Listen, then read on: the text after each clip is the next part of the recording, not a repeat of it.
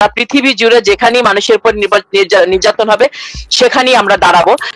যেমন করে 1971 সালে আমাদের দেশের আমাদের উপরে যে নির্যাতন হয়েছিল তার যেমন করে 1971 সালে আমাদের দেশের আমাদের উপরে যে নির্যাতন হয়েছিল তার পক্ষে পৃথিবীর গণতন্ত্র আমাকে শেষ করতে হবে।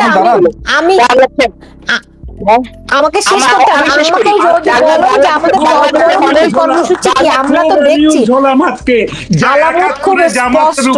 আপনাদের পরবর্তী কর্মসূচি কি, কিভাবে এই দেশকে পিছনে নিয়ে যাওয়ার তাকে প্রতিরোধ করবেন? চমৎকার চমৎকার, হাসবো আমি অট্টহাসি। জামাতের উপরে অত্যাচার হয়েছিল 71-এ, আপনি সাক্ষী দিতে এসে আপনার বয়স কত? আমার 71, আপনার বয়স কত? আপনার কোনো স্মৃতি নেই, আপনি মিথ্যাবাদী এবং মিথ্যা থেকে শিখেছেন। ছিল ঘরে ঘরে গিয়ে খুন করেছে, মেয়েদেরকে ধরে নিয়ে গিয়ে গনিমতে মাল দিয়ে এসছে মিলিটারিদের ক্যাম্পে। আপনি কিসের অত্যাচার দেখাতেছেন জামাতের উপরে? জামাতকে তো নিষিদ্ধ। জামাতের উপর অত্যাচার হয়েছে কেউ তো বলেনি তাজুল ভাই। কেউ বলেনি জামাতের উপর অত্যাচার হয়েছে। জামাতের উপরে যে অত্যাচার হয়েছিল 71-এ, না না না না না, এটা বলেনি। না তাজুল ভাই, shame on you, shame on you বান্দর। না না তাজুল ভাই, এটা বলে নাই, এটা বলে নাই লুনানুর।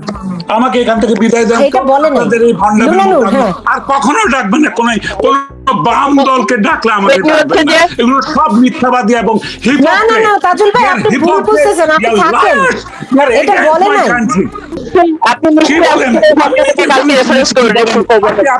না না তাজুল ভাই, আপনি থাকেন, এটা বলে নাই লুনানুর। কি বলে নাই? আমি নিজের কানে শুনলাম, সে বলল জামাতকে অত্যাচার। আচ্ছা লুনানুর, আপনি শুনেন লুনানুর কি বলেছে, আরেকবার বলুক লুনানুর। লুনানুর বলেন আপনি। আচ্ছা আমি জানি না, আমি তো জামাতের শব্দটা উচ্চারণ করিনি এই কাজে আমি ওই বিষয়ে যেতে চাই না। আমি যে কথাটি আপনি অত্যাচার হয়েছে, জামাতের উপরে কে অত্যাচার করছে? আওয়ামী লীগ। যার না আওয়ামী লীগের সঙ্গে হ্যাডন থাকলে ফাইট করেন গিয়ে। বাংলাদেশের মানুষ কেন সাফার করবে আপনাদের এই প্রতিহিংসার জন্য? আমার কথার জবাব দেন আগে। কেন সাফার করব? আওয়ামী লীগ চুরি করেছে, আপনাদের হিংসা হচ্ছে, আপনারা যান চুরি করেন, সুযোগ তো পেয়েছেন। আমি কি বলবো? যে কোনো মন্তব্য করতে গেলে সাধারণ মানুষ হিসাবে যে কোনো প্রশ্ন তুললেই একটা কথা শুনিয়ে দেওয়া হয় শাটডাউন করার জন্য, যে গত 15 বছর করেন নাই কেন? গত 15 বছরই হয়েছিল। 15 বছর আগে কি বাংলাদেশ স্বল্পভূমি ছিল?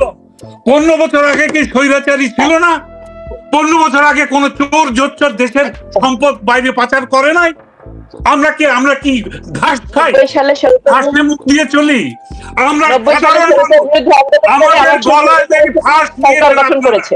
আপনারা গোটা দেশে স্বৈরাচার নয়, এখন স্বেচ্ছাচার চলছে। মুক্তিযুদ্ধকে আপনারা মুছে দিতে চাচ্ছেন। হু আর ইউ গাইস? কারা আপনারা? বামপন্থীরা মুক্তিযুদ্ধে ছিল না, জামাত মুক্তিযুদ্ধে ছিল না। আপনাদের শত্রু হচ্ছে মুক্তিযুদ্ধ। আওয়ামী লীগের নেতা কর্মীদেরকে, সাপোর্টারদেরকে মুক্তিযুদ্ধের সমর্থন দেখতে আপনারা 71 সালে মেরেছেন, এখনো মারছেন। আপনারা পুনর্দখল করেছেন বাংলাদেশ। বাংলাদেশ অধিকৃত, বাংলাদেশ স্বাধীন নয়। আর আপনার স্বাধীনতার শত্রু, আপনারা সাধারণ মানুষদেরকে শেষ করে দিচ্ছেন। কোন প্রতিবাদ করলে আপনারা আওয়ামী লীগের ট্যাগ দিচ্ছেন। 15 বছর আওয়ামী লীগের কাজকলাটাও করতে পারেননি আপনারা। একটা মিছিল দেখি নাই বামপন্থীদের, একটা প্রতিবাদ দেখি নাই জামাতে ইসলামীর। বিএনপি মেরুদণ্ডহীন একটা দল হয়ে গিয়েছিল, যারা একটা ইলেকশনে দাঁড়াবার মতো সাহস ছিল না। আপনারা সুযোগ দিয়েছেন বলেই আওয়ামী লীগ ফ্যাসিস্ট হয়েছে, আর আপনারা হয়েছেন স্বেচ্ছাচারী, ডিক্টেটর। আপনারা হিটলারের চেয়ে অধম। আপনারা যেভাবে হাজারি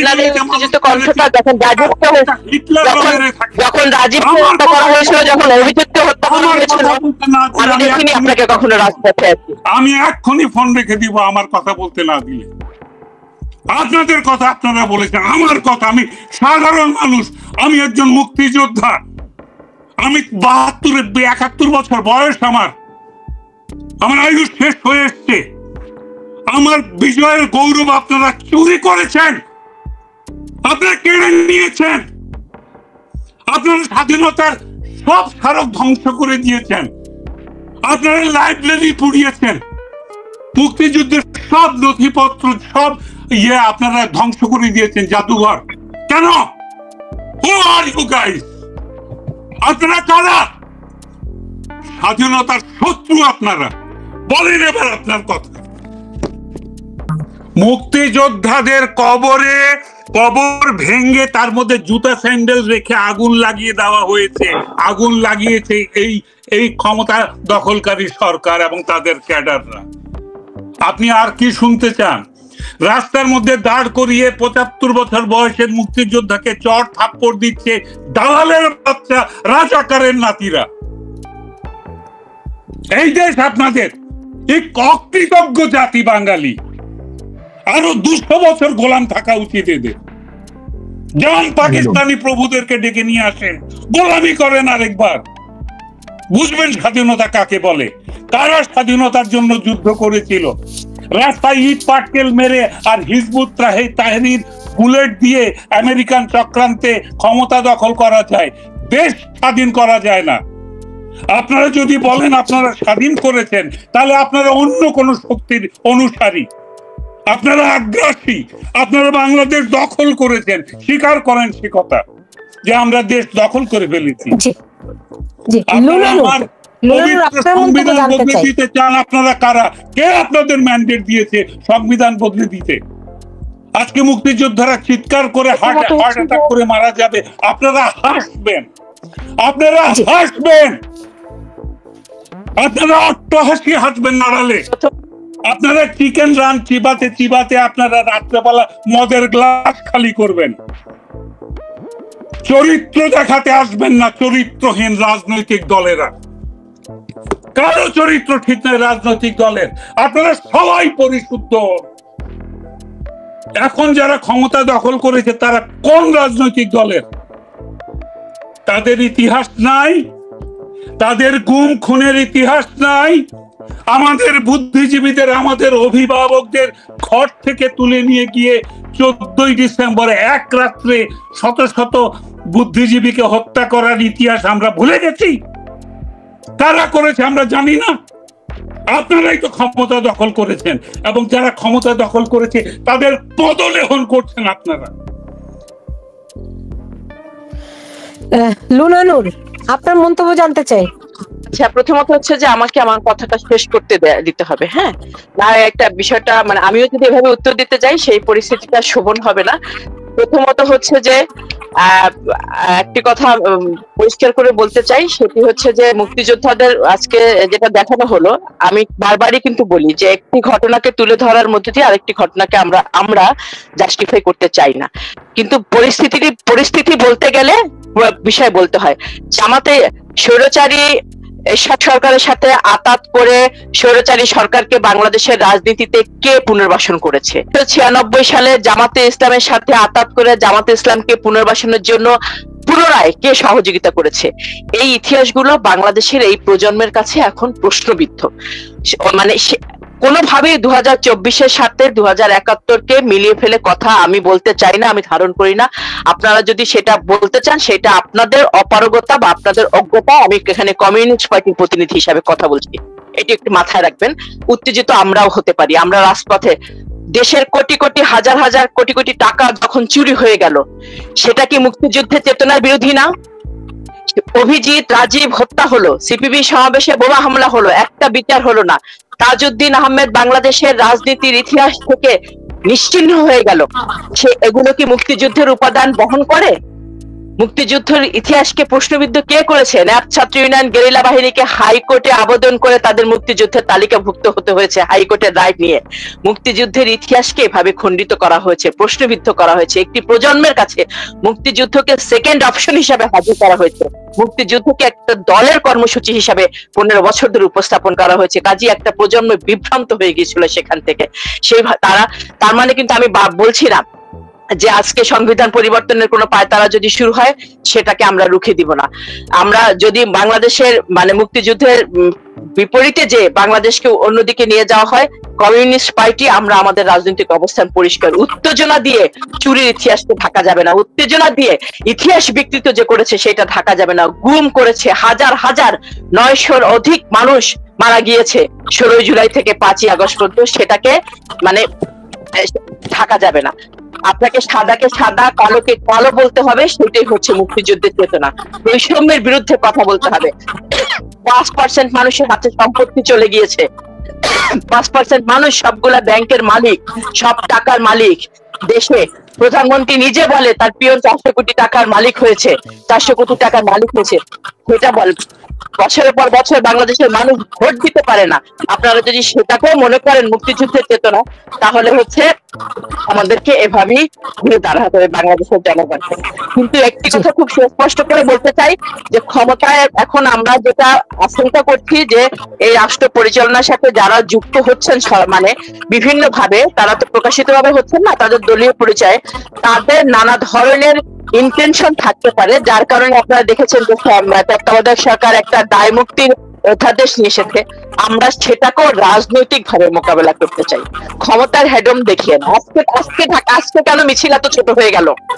সিপিবি তো গত বছর যে জামায়াত নিয়ে গেছিল, আজকে সে জামায়াত নিয়ে গেল, আজকে কেন মিছিল এত ছোট হয়ে গেল?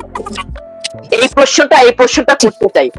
কারণ উনি প্রিন্স বলেছিলেন যে বামদের একটা অংশ নাকি ফ্যাসিস্টদের সঙ্গে যোগ দিয়েছে। যাই হোক, ওনারা পরিশ্রুত দল। তো সেই প্রিন্স সাহেবের একটা কথা আমি উল্লেখ করতে চাই।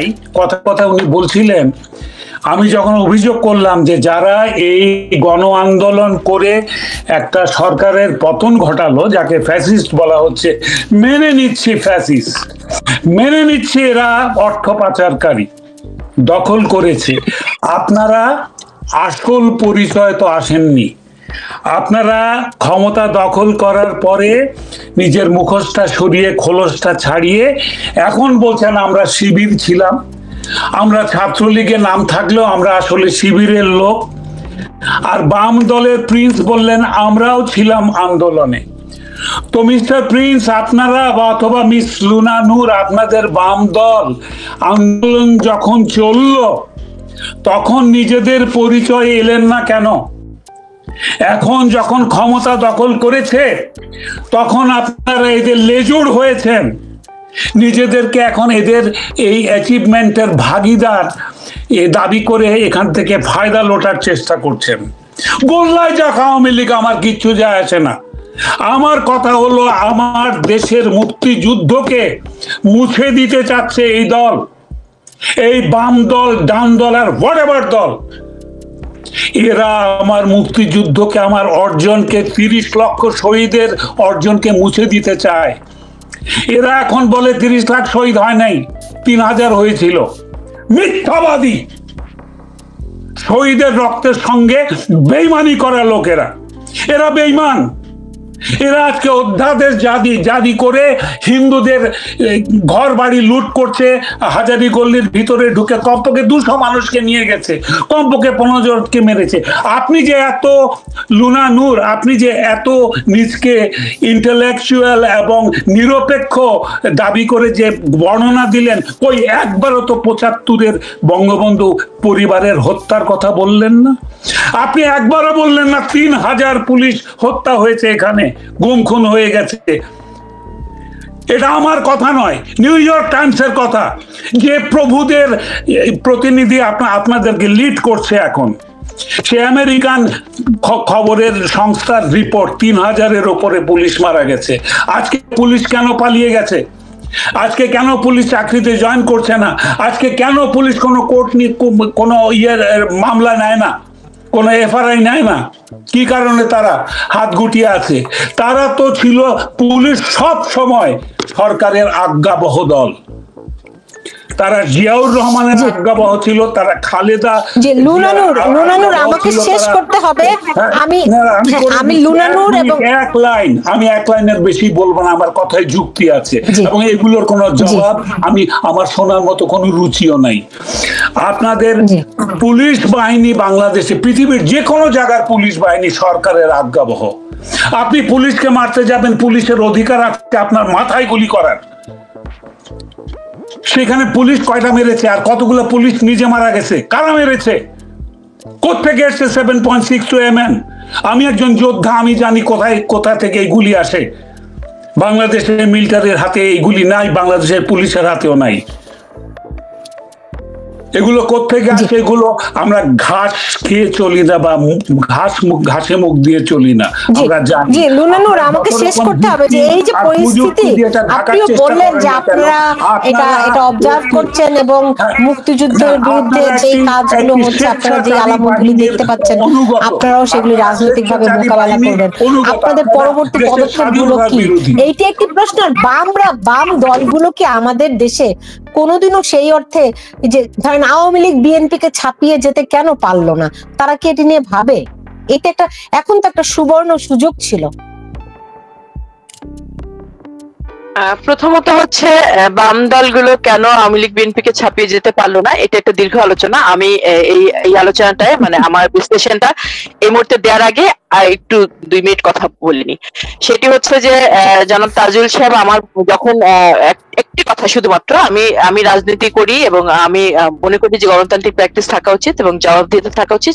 সেই জায়গা থেকে আপনার প্রতি শ্রদ্ধা রেখে বলছি, আপনি 15ই আগস্টের যে বিষয়টা তুলেছেন যে একবারও বললাম কিনা পুলিশের কথা, আমার মনে হয় যখন আপনার মানে একটু সংযোগে ছিল, আমি শুরুতেই সে কথাটি বলেছি এবং সুলতানার এই প্রোগ্রামে এর আগেও বলেছি এবং আমি আবারও দৃঢ়ভাবে বলতে চাই যে এই বিষয়গুলি নিয়ে নতুন করে প্রশ্ন তোলাটা একটা বাতুলতা আর কি।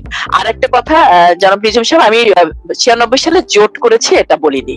আমার সে মানে ইতিহাস যদিও আমি রাষ্ট্রপতি আমাকে শেষ করতে হবে। চৌধুরী আওয়ামী লীগের ছিলেন না লুনা আপা? আমি বলছি রাষ্ট্রপতি নির্বাচন নিয়ে গোলাম আজমের সাথে শেখ হাসিনা কথা বলেছেন, দেখা করেছেন। আমি সেই বিষয়ে আমি জোট করেছে কথাটা বলিনি, আমাকে একটু বলতেন। আর একটা কথা, এই তথ্যটা যে দেখা করেছে কোনো রেফারেন্স আছে? হ্যাঁ রেফারেন্স আছে। আপনি রেফারেন্সটা বলেন আমাকে, দেখাতে হবে না, খালি বলেন কি রেফারেন্স। সেই সময় সকল পত্রিকা, আমি আপনাকে সেই সময় পত্রিকাই দেখাতে পারবো, এই মুহূর্তেই দেখাতে পারবো। আচ্ছা, আরেকটি কথা হচ্ছে যে ভিয়েতনামের মানুষ বাংলাদেশের মুক্তিযুদ্ধের সময় বাংলাদেশের প্রতি তাদের নৈতিক সংহতি জানিয়েছিল।